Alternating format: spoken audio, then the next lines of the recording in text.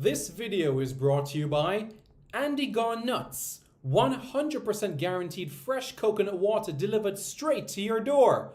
Call 876-309-6128. That's 876-309-6128. Refreshing and affordable. For more information, follow them on Instagram at Andy Gone Nuts.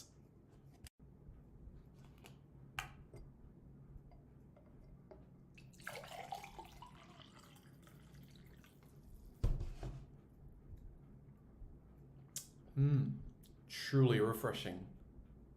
And Crumble by Mrs. C. Old English fudge and other delectable sweet treats.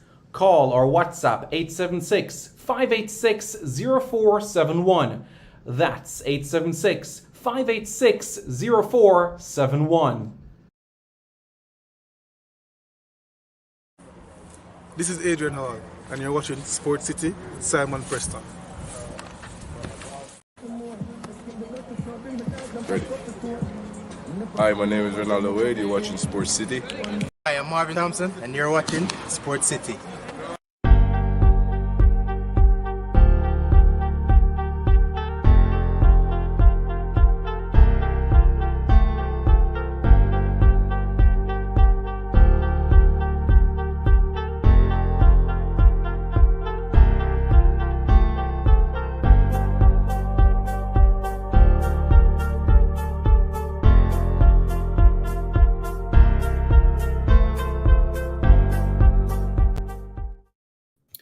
Hello everyone, I'm Simon Preston and welcome back to Sports City. Yep, that is right. This is the channel where we come together to discuss everything sporting related. So, the West Indies. The West Indies took on South Africa, but guess what? There was no play. The first ODI in East London, South Africa. The first match was abandoned due to rain. The match was called off a few hours ago as there was persistent rain within East London today in South Africa. This was the first of three. That's right, the first of three ODIs that was due to take place in South Africa. We know the test series ended with South Africa winning by 2-0, but the first ODI ended where the match was abandoned without a ball being bowled. The second ODI, that is slated for Saturday, and the third one slated for Tuesday, March 21. But what are things looking like in relation to the qualification for the 2023 Cricket World Cup? Because as it stands, you still have one more team that will gain automatic qualification to the World Cup based on how they do in the ICC Cricket World Super League, and two other teams that will head to the actual Cricket World Cup qualifier, and that will take place in the summer in Zimbabwe. Now, as it stands in relation to the actual table itself, it's a compelling reading right now. Of course, things can change, but let me show you exactly what we're referring to right now in terms of the table in particular. If you look at the table, you'll see that the West Indies still occupies, that's right, 8th in the table. 8th is where they occupy right now within the table. So if they remain 8th, then they will qualify directly for the 2023 Cricket World Cup. If they fall outside of the top 8, then they will head to the 2023 Cricket World Cup qualifiers. The 2023 Cricket World Cup qualifiers are set to run from June 18 to July 9 in Zimbabwe. Imran Hussein, hope you're doing well.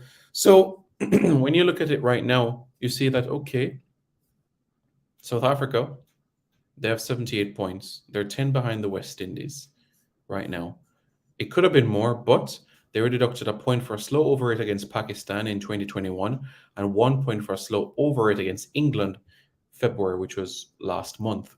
So still, South Africa are not in the position for qualification to the World Cup. Right now, they're heading to the qualifiers. That's where they reside right now. Afghanistan, they have qualified for their third straight 50-over Cricket World Cup. Third straight. Bangladesh went to the World Cup in 99, 2003, 2007, 2011, 2015, 2019, and Bangladesh will be back in 2023. Right now, it's the West Indies or South Africa. Who will take the last automatic World Cup berth? We only have 2 teams coming to the Caribbean, and that is India and England. Yes, that is correct. Those teams will be touring the Caribbean soon. It'll be compelling to see what will happen in relation to the CPL when that will be held. If it will be the same late start, perhaps September, October, or if it will be at a different time frame in the calendar year. So that is still something that we have to analyze as well, how that will be worked out.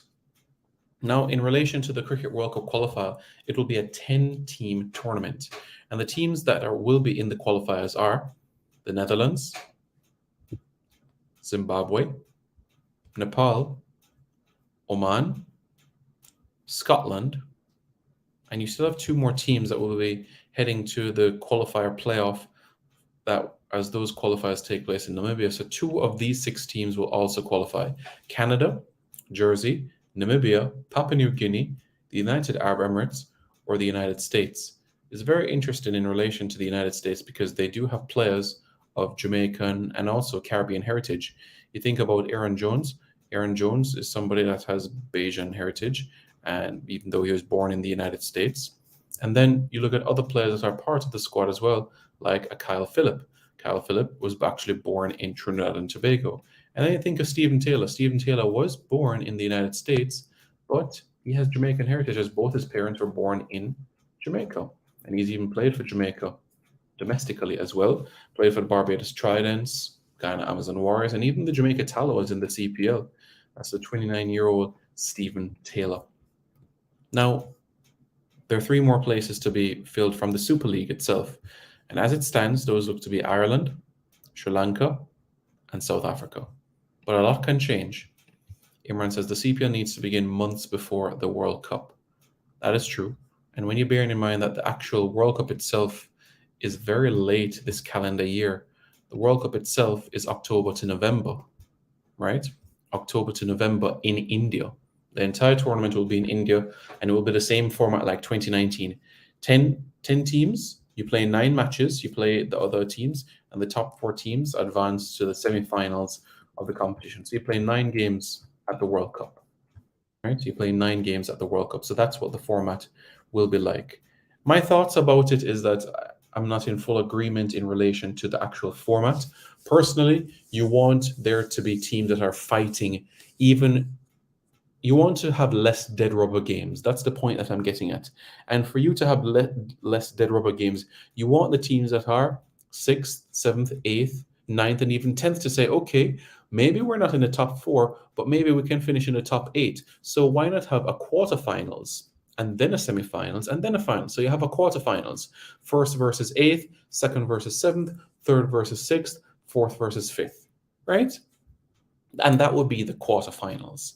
And when you're bearing in mind those quarterfinals, you have teams that are 9th and 10th that even after losing 6-7 games, they can say to themselves, okay, I might not be able to, finish within the top 4, but I can finish in the top 8 and get to a quarterfinal. I have a chance to get to a quarterfinal.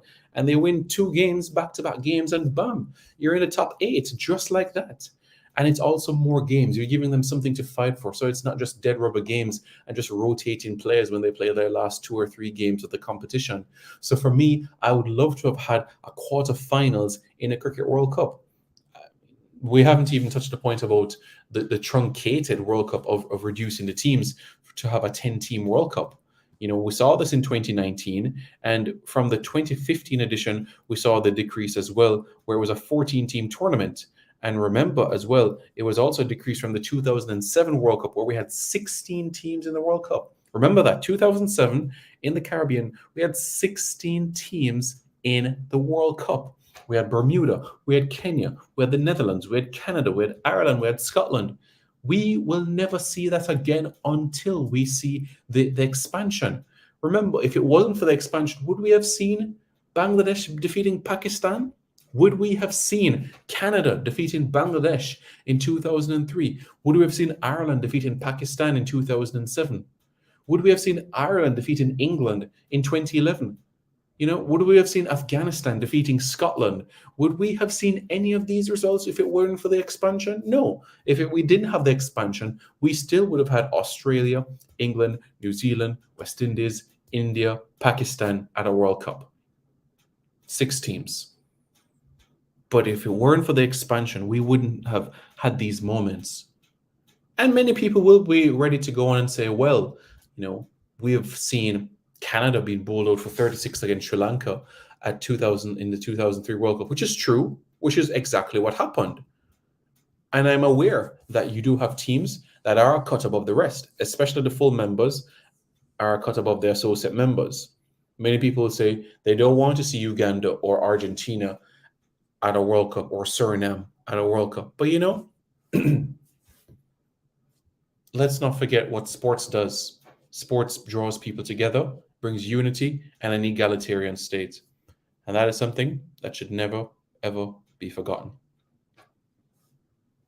So, next year World Cup will be in the USA and the West Indies. Yeah, that's the T20 World Cup, though. That's the T20 World Cup. Yes, the next T20 World Cup, it will be within the Caribbean. Yes, that is right. The United States and also as well West Indies as well. What is left to be seen in June next year is if the tournament itself will be, which group will be where. What we know for sure is that you're going to have Group A, 5 teams in a group, Group B, 5 teams in a group, Group C, 5 teams in a group, Group D, 5 teams in a group. And basically the top 2 teams will advance to Super 8s. And then from a Super 8s, you go to a semifinals. I'm cool with that. I'm cool with that tournament because it's a 20-team tournament, I should say. And you still have some qualifiers to go. Later this year, in fact, you will have the Americas qualifier in Bermuda, where only 1 team from the Americas will qualify. And right now, the teams that are slated to take part in the qualifier, well, you're going to have Bermuda, Canada, the Cayman Islands, and Panama. So one of those 4 teams will qualify for the T20 World Cup. Yep, Cayman Islands still in with a chance. Cayman Islands still. Remember Pearson Best from Stanford T20 2006? Yeah, I'm sure you guys remember him as well. They had a good job. All right, let's see what else you guys are saying in the comments. Imran saying we need to win our series against South Africa and India. That will be critical, extremely critical. England play more tests than any other team. They play 22. Yeah, they do. Look lost when it did not qualify for the World Cup. The Trinidad Prime Minister did talk about it. Yeah. Next month, Pakistan will be playing against Afghanistan. Yes, that is right. Next year, the World Cup will be in June, I think. Yes, it will be in June. That is correct. MPEC TV, greetings. Hope you're doing well, sir. And I haven't forgotten about your contacts. And we definitely will be working on that quite soon. All right. So much appreciated for the information in relation to chess. And in due course, that is something that will be worked upon. So, folks, I appreciate you all for tuning in. This is the standings right now as it relates to the ICC Cricket Super League. Right now, the West Indies hanging by a thread. But if they drop out of the top 8, it's quite simple. It means that they will be heading to, that's right, the Cricket World Cup qualifiers. Same thing that they did in Zimbabwe 5 years ago. Same thing that happened in Zimbabwe 5 years ago. Remember, it was West Indies and Afghanistan that qualified from the qualifier in Zimbabwe 5 years ago in 2018. It was a compelling and enthralling passage, especially with matches against Papua New Guinea in the early stages, matches against the Netherlands, Scotland, Zimbabwe. Yeah. That's the plan. That's the plan. Why do you think so, Imran? Why do you think that the West Indies would not be able to finish within the top 8? What gives you that view that you don't think that the West Indies will not be able to finish within the top 8? I'm interested to hear what you'll have to say in relation to that matter. But yeah, let's see. So yeah. So let's work on that.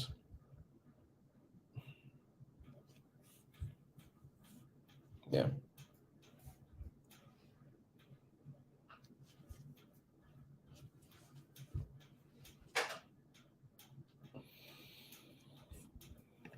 It is a new team and West Indies is working things out. Yeah, I get that.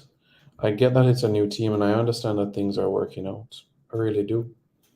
But why can't we finish within the top 8? It's a chance, a golden opportunity. So why not? I think it's something that needs to be processed, you know? But yeah. And I know whether it's the qualifiers or the World Cup itself, there has to be a balance in relation to how much all-rounders are taken. So that's another thing that has to be spoken about.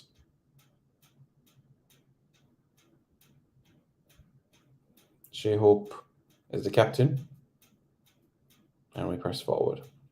Now, what about CWI? Because they named players for the West Indies Emerging Play in High Performance 2-week camp, which will be held at a Coolidge Cricket Ground starting today. What is the squad that has been called? Because we don't have light opponents like UAE. Okay, I understand what you're saying. So, who are the players that have been selected for the West Indies Women's High Performance Program?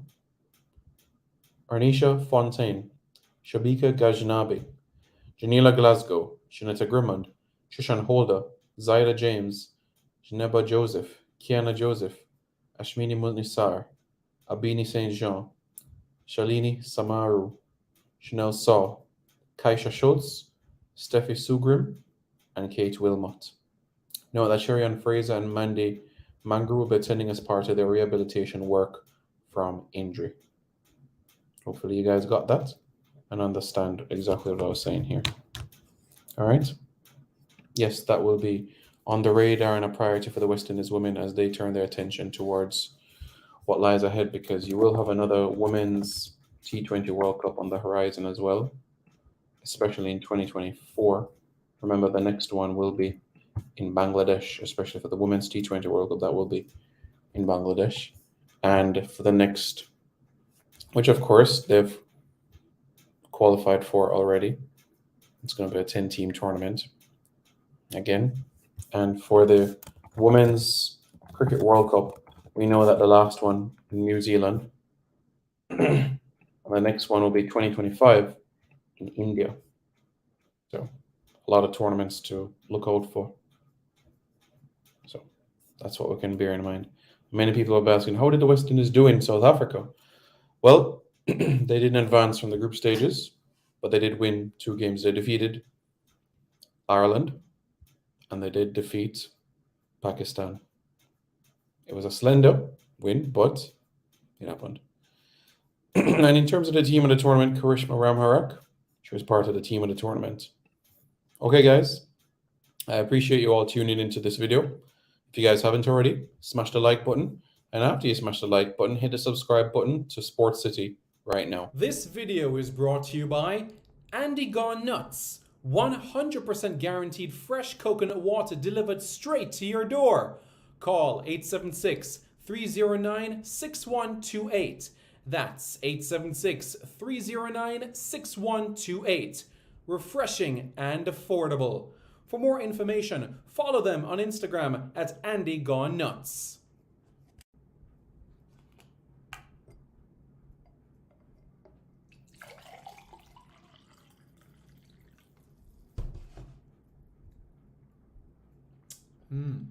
Truly refreshing. And Crumble by Mrs. C. Old English fudge and other delectable sweet treats. Call or WhatsApp 876-586-0471. That's 876-586-0471. This is Adrian Hall, and you're watching Sport City with Simon Preston. What is this you're looking at? Many have seen it, but knows nothing of its many harmful impacts. It affects your eyes, asthma, muscles, urination, digestion, and much more. What is it? Mold, found in homes, offices, hotels, air conditioning units, and many other places. It's urgent that you call Hygienely now. 876-793-4070 or 876 502-0055.